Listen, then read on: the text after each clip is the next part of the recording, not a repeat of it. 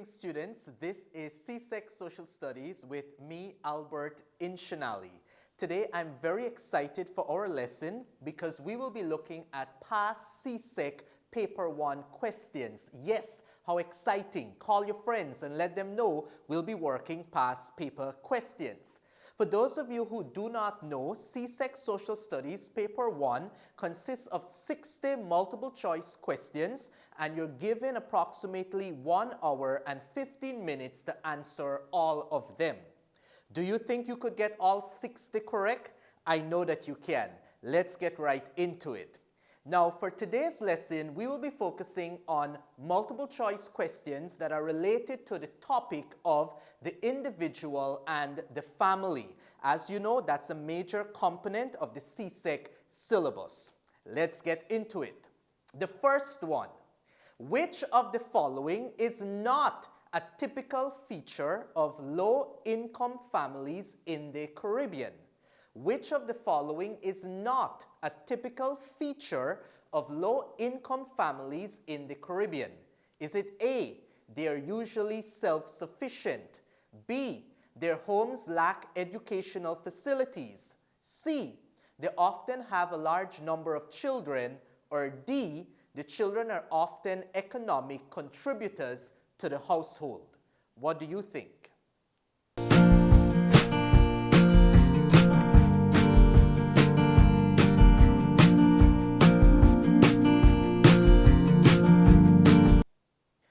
All right, students, let's look at the options. Remember, the question is asking which is not a feature of low-income families. What do we understand by a low-income family? Yes, it's a family that may be having financial difficulties or struggles. Maybe the parents just earn the minimum wage or even below the minimum wage. So which will not be a feature of such a family? Do such homes lack educational facilities? Yes, they may not have the technological devices that the children may need to do their schoolwork. They may lack certain resources like textbooks and all of that. So that is a feature. They often have a large number of children. Yes, that is also a feature of a low-income family. Why? Because low-income families are usually associated with poverty. And as a result of poverty, they may be uneducated and not be able to understand what it means to adopt family planning measures. So oftentimes, those families have large number of children. The children are often economic contributors to the household. Yes, in a low-income family, in a very poor family, children may have to work to supplement the income that the parents provide. So again, I ask, which is not a feature of a low-income family? The answer there would be A. They are usually self-sufficient. Self-sufficient means that they can take care of their basic needs. They could provide meals. They could provide shelter and clothing. And usually in a low-income family, the parents, the mother, the father, the adults may need assistance, public assistance, charity from others. So they're not usually self-sufficient. That is not a typical feature of low-income families in the Caribbean. Did you get that one correct? I certainly hope so. Let's move on to our next question. Our second question. Which of the following terms is used to identify lines of descent through the father? A, patriarchal. B, patrilineal. C, matrilineal. D, matriarchal.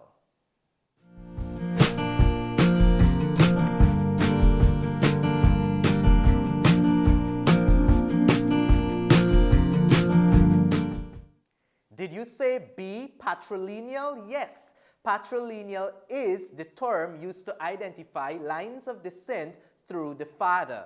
When we talk about patrilineal, we're talking about lineage relating to the father, being related to the father, patrilineal. Patriarchal has also to do with the father or males that are usually the heads of society. So it's a social system in which the father or a male figure is the head of an organization or an aspect of society. Matrilineal, it's lineage through the mother. And matriarchal has to do with a social organization that is headed by a woman or a female, a mother figure. But the answer here is B. Patrilineal has to do with lines of descent through the father. Let's look at our third question. Maxine Lewis lives with her unmarried mother and father. The relationship between her parents can be best described as A. Friendly, B. Conjugal, C. Common law, and D. Compassionate.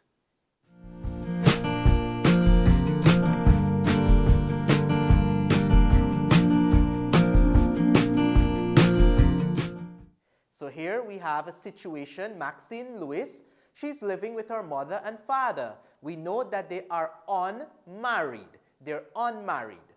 Is the relationship friendly? Perhaps, but it may not be the best term to describe the relationship. Is it conjugal? Do we know what conjugal means? Conjugal has to do with couples that are married. They're legally married. They are together. They have a marriage certificate. Here we learned that her parents are unmarried. So the best option there would be C, common law. A common law situation is a union, a partnership between two persons living together as husband and wife, but they are not legally married. So the answer there is C. They might be compassionate, but again, it's not the term that best describes the situation. The key detail there is unmarried mother and father, so the best option is C, common law. Now let's move on to our next question. Which of the following are aspects of the socialization process? 1. Recreational activity. 2. Religious teaching. 3. Reproduction. Is it A, 1 and 2 only, B, 1 and 3 only, C, 2 and 3 only, or D, 1, 2, and 3? Which of the following are aspects of the socialization process?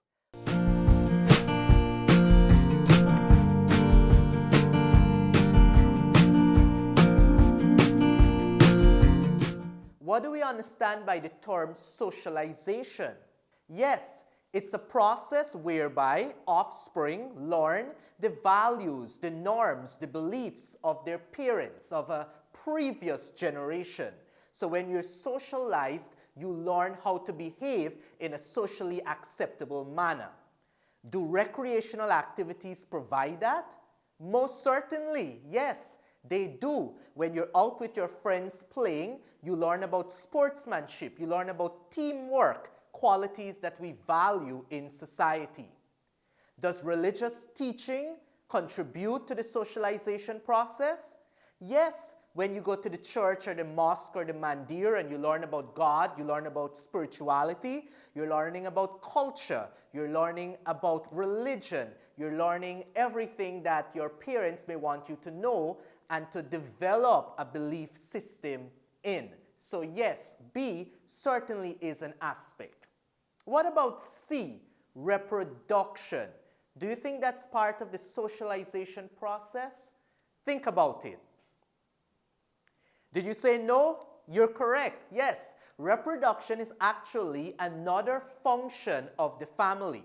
So functions of the family include procreation, which is reproduction, socialization, the provision of economic needs, and the provision of emotional needs. So the best answer there is, let's see, it's recreational and religious, 1 and 2, A. A is our correct answer. Reproduction is not part of the socialization process. All right, our next question. Which of the following family functions are parents performing when they insist that children show respect for the property of others? Is it the economic function? Is it the emotional function? Is it procreation? Or is it socialization? I just alluded to it. What do you think?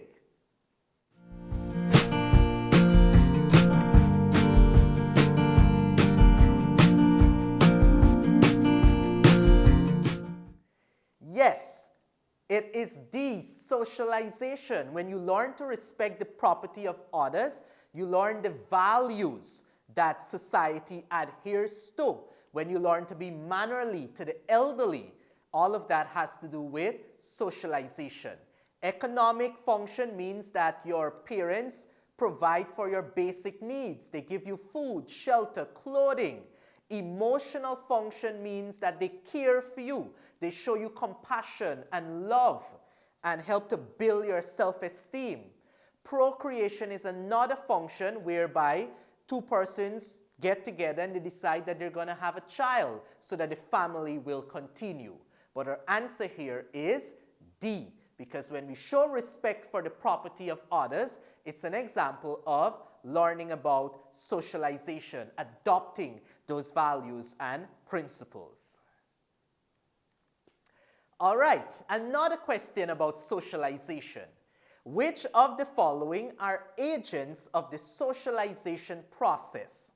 In other words, which of the following makes socialization possible? Who do we learn from how to behave in socially acceptable ways?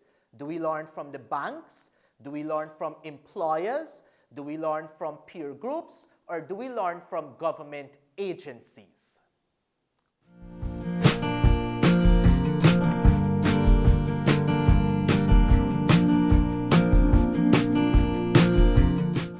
Did you say peer groups? You're absolutely correct. Give yourself a little round of applause. Yes, it is C, peer groups. You learn from your friends when you're in school, when you're in your community. They teach you how to behave. And when they behave badly, you know what not to do. So most certainly, you learn from peer groups. All right, up next is our other question, which begins, Lloyd invited his mother to live with him, his wife, and his 2 sons. The new family structure would be termed A, joint, B, blended, C, nuclear, or D, extended. Do you know the different family types?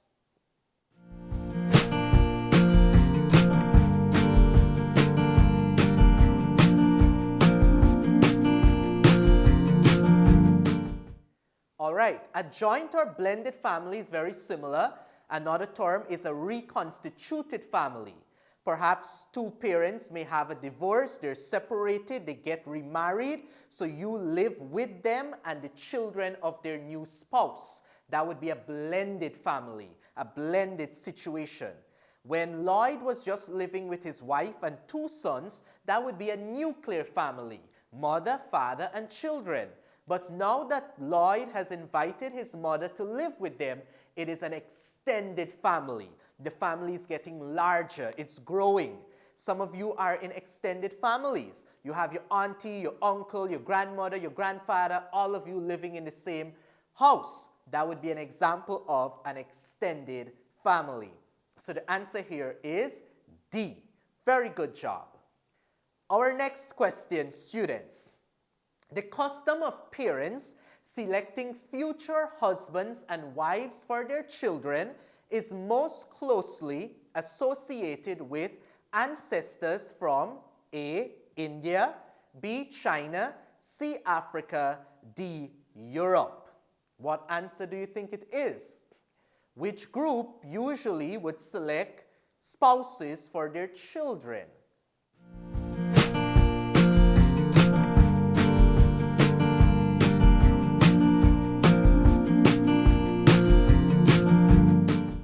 Yes, did you say A? Of course, India.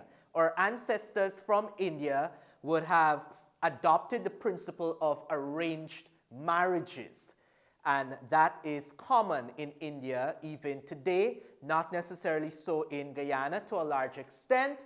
But if you're a parent and you're looking at this program, please note, let your children have a discussion with them, talk about relationships together, because more than likely you want their best interests at heart, and arranged marriage is not always in their best interests. But the answer here is A, India. Our next question, students. Which of the following is least likely to be a concern of adolescents in the family? Which of the following is least likely to be a concern of adolescents in the family? A, providing financial support for the home. B, communicating with adults in the home. C, coping with their emotional problems. D, balancing academic and social activities.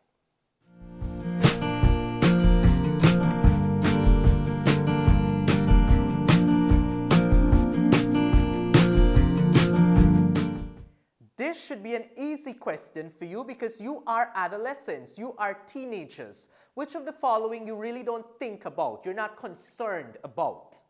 Are you concerned about providing financial support for the home? Are you forced to go and work and bring in money to the family when you're going to school? I don't think so. Let's look at the other options. Are you concerned with communicating with adults in the home?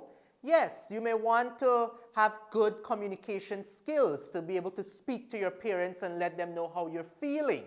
You might be concerned also with coping with your emotional problems.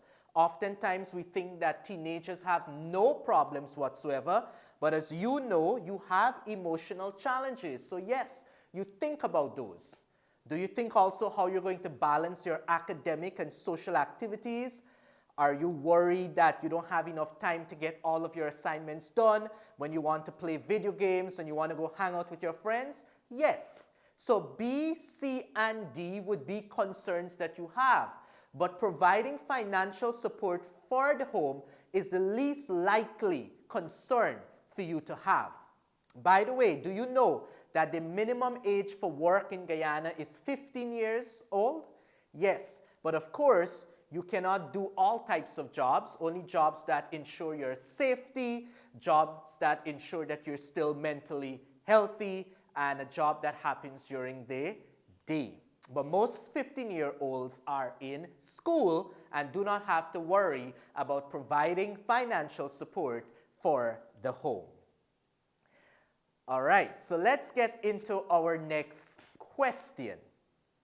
In the Caribbean, fathers have accepted more responsibility for child rearing mainly because of A, the early death of mothers, B, the increase in divorce rates, C, high unemployment rate of fathers, D, increase in the number of working mothers.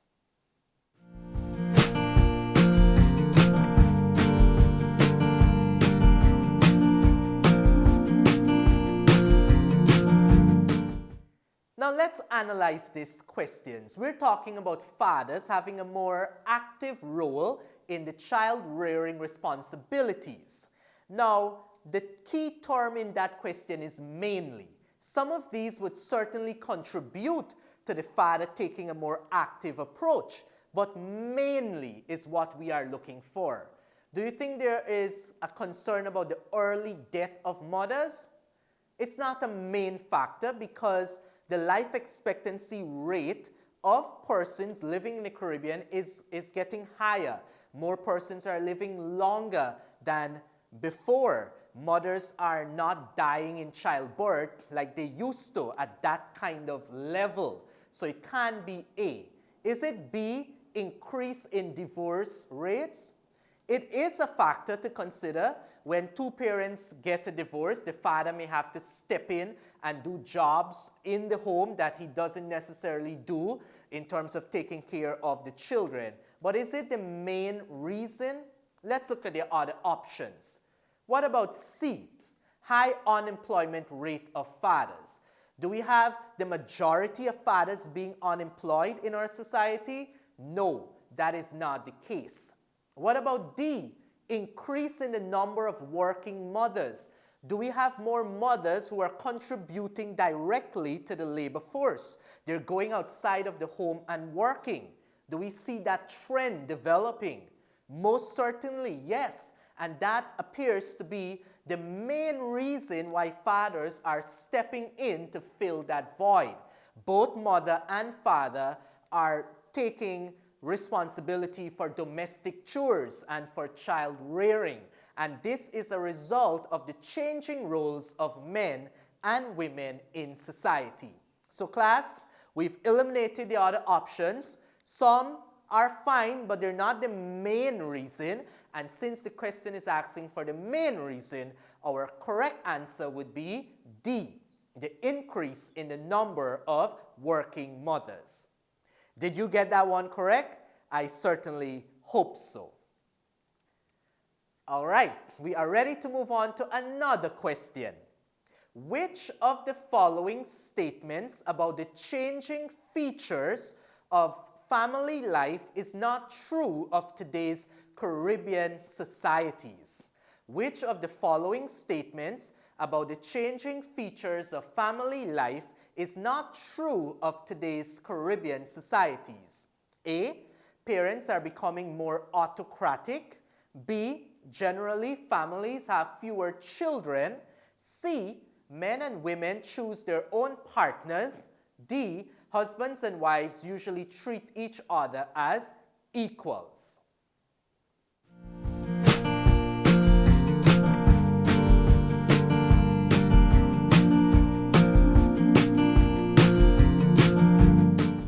All right, let's look at the options. But first, let's talk about the question. We do know that family life in the Caribbean is changing drastically.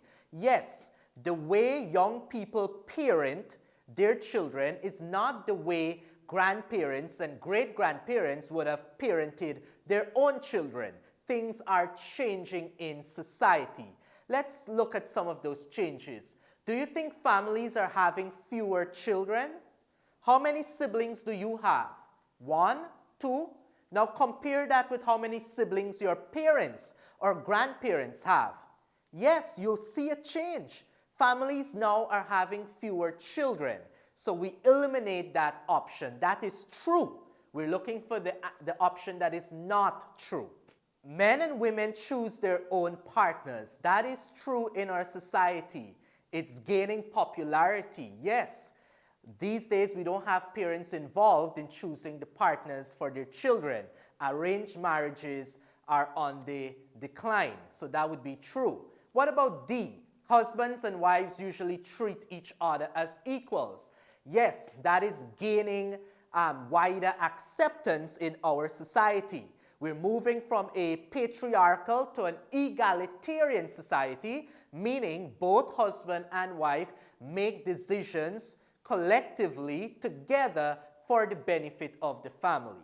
So we spoke about B, we spoke about C, we spoke about D. Let's look at A. Are parents becoming more autocratic? Do you think parents take more stringent measures when dealing with their kids? Are they more controlling today than they were in the past? I would think not. Just ask your grandparents. They'll tell you how they parented back in the day, and you'll know that parents are not becoming more autocratic today. They're not as controlling as they were in the past.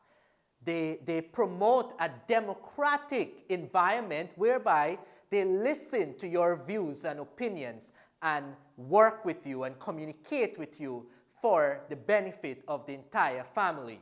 So which is not true? The answer would be A. Parents are becoming more autocratic. Our next question, students. Which of the following is most likely to undermine the authority of parents in the home? A. Setting and enforcing clear rules for conduct. B. Inconsistency in rewarding and punishing children. C. Giving cash allowances to adolescent family members. Or D. Allowing children to participate in family decision making.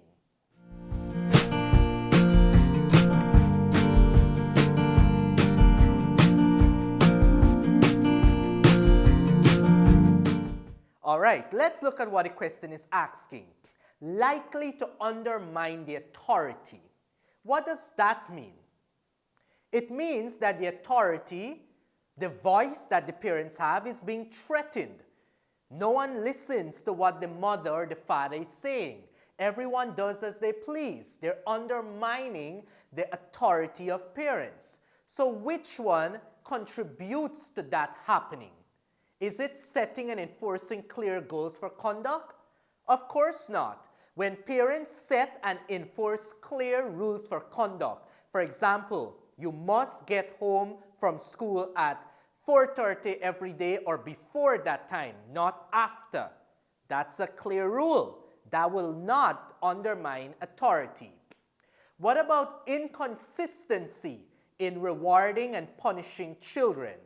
Today, I may scold you for fighting with your sibling, and tomorrow, I don't pay any attention to it. I let you do as you please. And then next week, I get upset about it, and the following day, following week, I don't think about it. Do you think that undermines authority? Yes, because you will feel like you could get away with it every now and then. So certainly, it will undermine authority. The question is asking for most likely. So let's look at the other options. Giving cash allowances to adolescent family members. Is it a negative situation when you get a cash allowance from your mother or father? Of course not. They may even have rules to ensure that you spend the money wisely. So certainly, this will not undermine the authority of parents in the home. Is it D, allowing children to participate in family decision making? Some of you might think the answer is D. Actually, it is not, because when children are given an opportunity to be involved in the decision-making family sessions, it therefore means that they feel like their voices are being heard and they'll have greater respect for their parents. So the best answer here is B, inconsistency in rewarding and punishing children. If there's a rule that says, do not look at the television during the week, then if your parents don't have a problem with that today, but they have a problem with it tomorrow, you are not going to take the rule very seriously. So the answer here is B. Our next question. Unemployment and hard economic conditions have forced both parents in some Caribbean families to migrate, leaving an elder son or daughter to care for younger brothers and sisters. Which of the following problems is not likely to affect the younger children of such families? A, low achievement at school. B, breakdown in discipline in the home. C, lack of adult role models in the home. Or D, lack of opportunity for peer group interaction.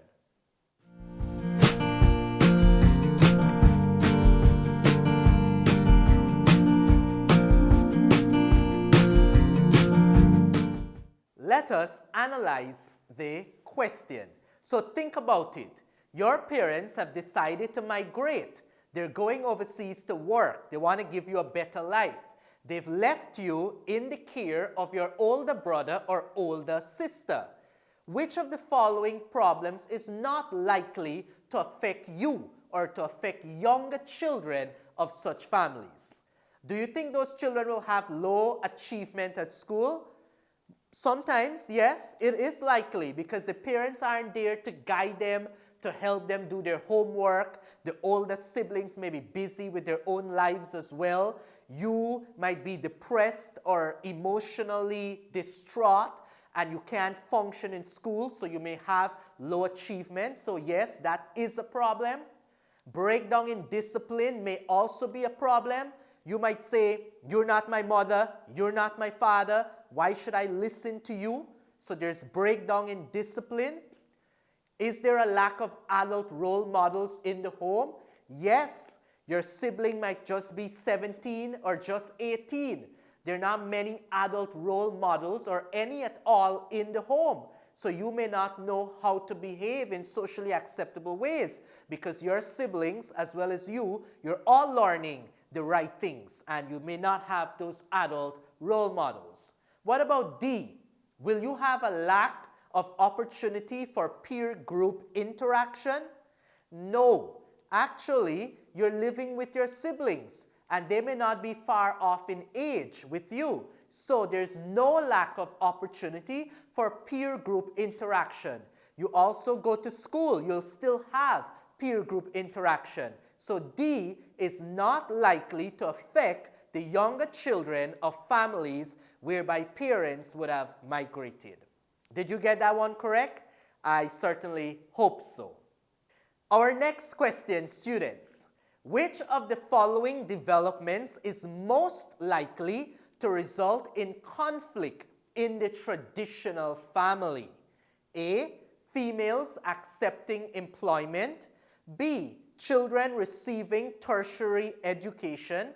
C, changes in the role of men and women in society. D, the desire of parents to provide for the needs of the family.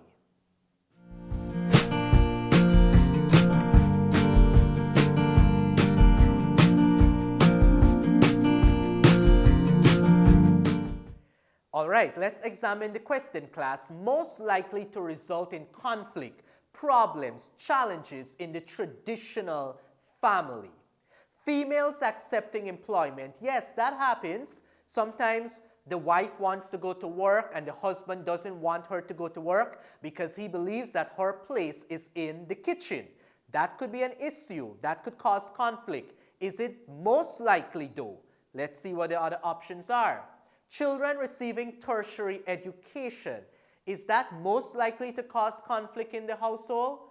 In some families, but perhaps not most likely, because now we see a greater number of females attending tertiary institutions like the University of Guyana. And we do have parents who are even traditional would prioritize the education of their children. So B may not be most likely. What about C? Changes in the role of men and women in society. Ooh, that's a good one. Think about it. Yes, when more women want to be independent, when more women want to go out and work, when more women want to contribute to decision making as it relates to the family, that may cause a problem. When more men are forced to do domestic chores at home and take care of the younger children, that may cause conflict because the husband or the man might say, that's a woman's job. I'm not changing any diapers. I'm not cooking any food. That's what you should be doing. All of that may cause conflict in the traditional family because of the changing roles of men and women. So that's a very good one. I think it's a better point than A and B. Let's look at D. The desire of parents to provide for the needs of the family. Would that cause conflict? No. More likely than not, no. Parents have desires to provide for the needs of the family, especially if their desires are very similar. They want the best for their children. That will not cause any conflict. So most likely to cause conflict in the traditional family would be C, changes in the role of men and women in society. How many have you gotten correct thus far? I hope you're keeping tabs. Let me know. Which of the following would most likely result from women working outside the home? Which of the following would most likely result from women working outside the home? 1, decline in social values. 2, improved standard of living. 3, higher self-esteem of women. We have a combinations here. Which do you think is correct? Which is the correct combination?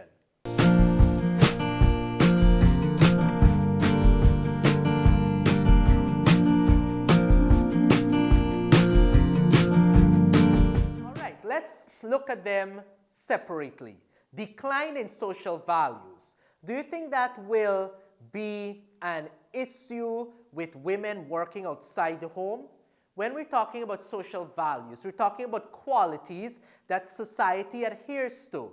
Being kind, being honest, being compassionate, being generous, having those family values, prioritizing the education of the children. when women are working outside of the home, does it mean that these social values will cease to exist? Of course not. No. Actually, when women go outside of the home, they adopt new social values as well. They teach their children, especially females, that a girl, a woman, can do anything that she wants to do. And that is a good social value to adopt. So 1 is out. What about 2? Improved standard of living. When women work outside of the home, does the standard of living of the family improves? Yes. Do you know why? Of course, because both the mother, father, man, woman, they are contributing to the income of the family. One salary may supplement the income. Both parents may be the breadwinners of the family. So standard of living is improved. It's better. The family could go on a vacation. They could do more with the money that both persons are earning. What about 3? Higher self-esteem of women. Certainly, when women are given an opportunity to work outside of the home, they're more independent, they feel great about themselves, they have more confidence in their abilities, and they're generally happy and feeling very productive and alive. So yes, higher self-esteem of women. If you notice, all of our options, A, B, C, and D, just 1 does not have number 1, decline in social values, and that is C. And that is the correct answer. 2 and 3. All of them would have had 2 or 3, and just that 1 doesn't have 1. So answer there is C. 2 and 3 would most likely result from women working outside the home. Our next question, students. Caribbean governments have improved the rights of children born out of wedlock by A, building more foster homes for abandoned children, B, providing incentives for their parents to get married, C, passing laws to allow them to qualify for inheritance, D, passing laws to control sexual relations outside of marriage. What is the correct answer?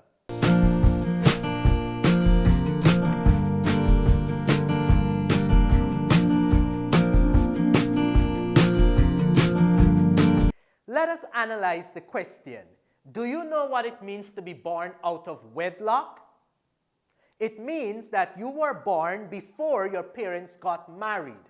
So they're not legally married. They may be living together in a common law relationship, a common law union, but they're not married. There's no legal binding tie. And you're born, and if that happens in that situation, you're said to be born out of wedlock. Traditionally, such a situation was associated with stigma and many stereotypes. As a result, Caribbean governments are trying to improve the rights of those children who are born out of wedlock. But how are they doing so? Are they building more foster homes for abandoned children? Just because you're born out of wedlock, does that mean you're abandoned? Of course not. You may be in a very loving family. A foster home is for a child who is abandoned, or a child whose parents has died, a child who is neglected, or a child who is delinquent. So A is not the answer. Do they provide incentives for their parents to get married? Even if the parents were to get married, the child would have already been born. So that doesn't make much sense as it relates to improving the rights of children. What about C? Passing laws to allow them to qualify for inheritance. Did you choose C as the correct answer?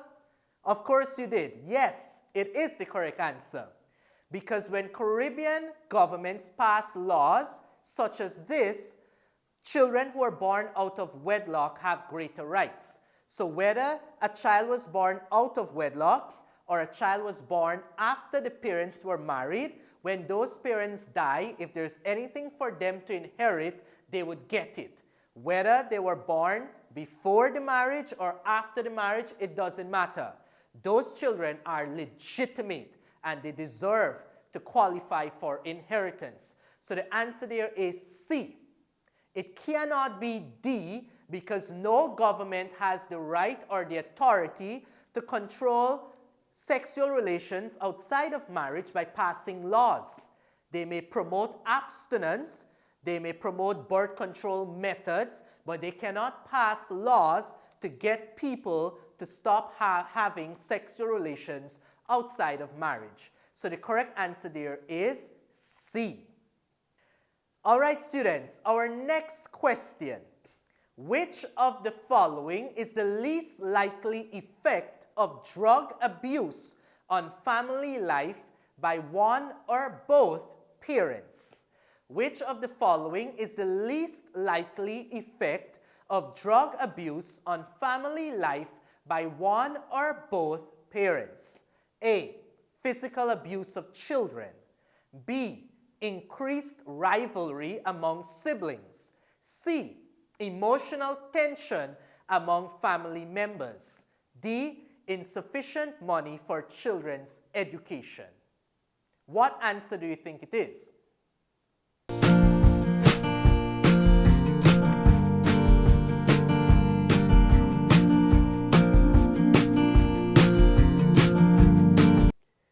Let's look at what the question is asking, class.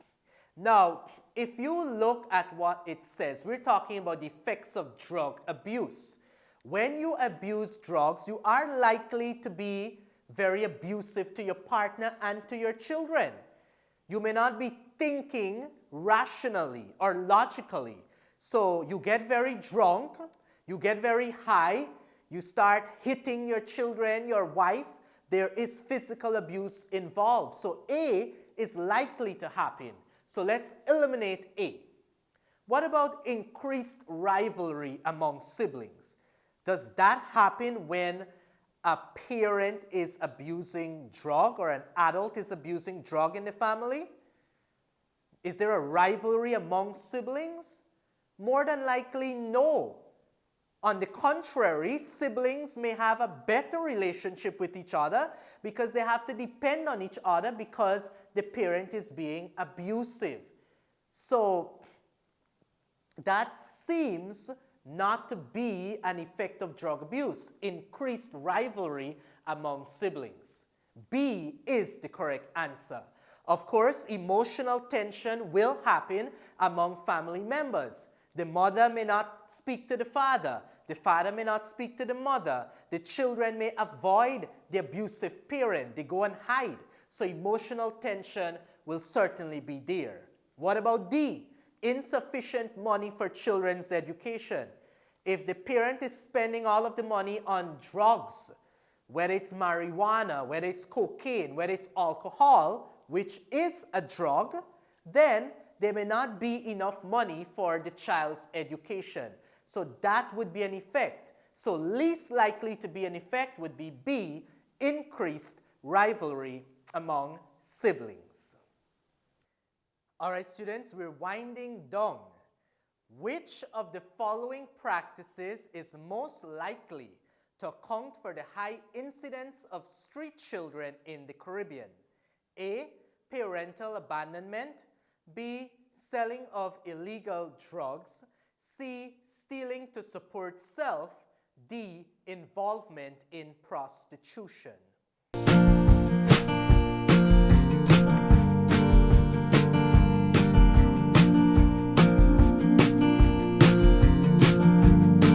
Let us look at what the question is asking. Which of the following practices is most likely to account for the high incidence of street children in the Caribbean? In other words, which of the following contributes to the high incidence of street children or causes street children to be prevalent in the Caribbean? Is it involvement in prostitution? Even if a parent is involved in prostitution, that doesn't mean that the children are street children, if you get what I'm saying.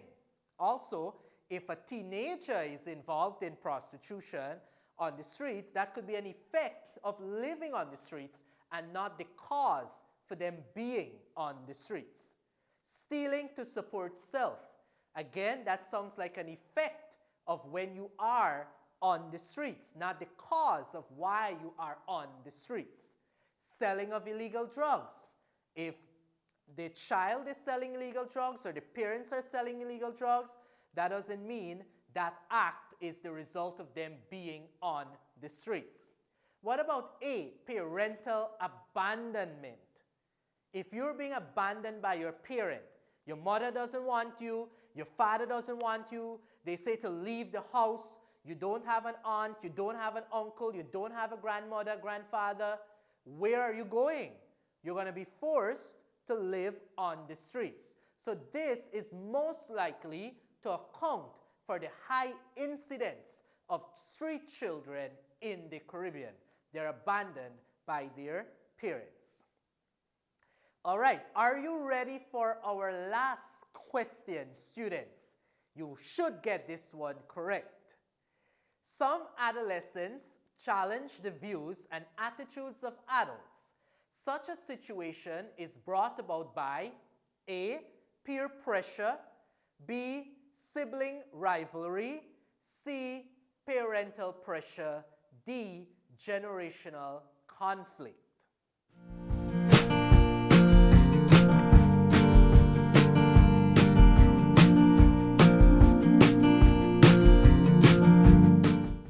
Some adolescents challenge the views and attitudes of adults. Why do you challenge the views of your parents? Why do you dislike their music? Why are you upset when they tell you that your dress is inappropriate? Why are you upset when they tell you that you should behave in a certain manner or you should get home at a certain time? More than likely, it's because of the generational conflict. You are from a different generation than your parents. There's what we call a generational gap. Your opinions, your values, your attitudes may be quite different from your parents. And as a result of that, there might be some conflict there. So D is the correct answer. Not peer pressure, not sibling rivalry, not parental pressure, but generational conflict.